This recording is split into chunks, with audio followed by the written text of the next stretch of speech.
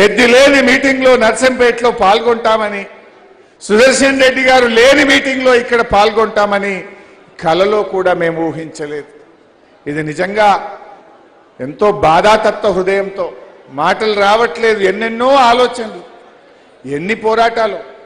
చివరిగా ఒక్క మాట చెప్పి ముగిస్తారు.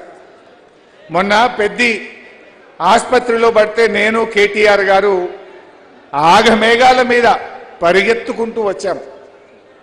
వచ్చేసరికి హాస్పిటల్ చూస్తే నాకు ఒక పాత జ్ఞాపకం గుర్తొచ్చింది. ఒక ఉద్యమకారుడు తెలంగాణలో ఆత్మహత్య చేసుకుంటే ఆ రోజు డీసీఎం మీద ఎక్కించి ఆ అమరుడికి అంతిమ యాత్ర జరుగుతూ ఉంది.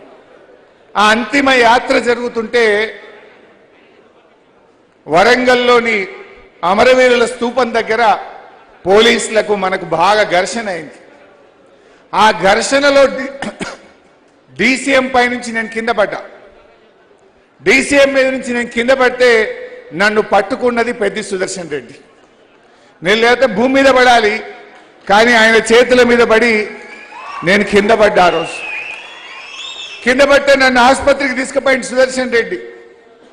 ఆ రోజు ఏ ఆసుపత్రికి అయితే సుదర్శన్ రెడ్డి నన్ను తీసుకుపోయిండో, పాపం సుదర్శన్ రెడ్డి ఆ ఆసుపత్రిలోనే నేను చివరి చూపు చూస్తానని కలలో కూడా కంటలేదు.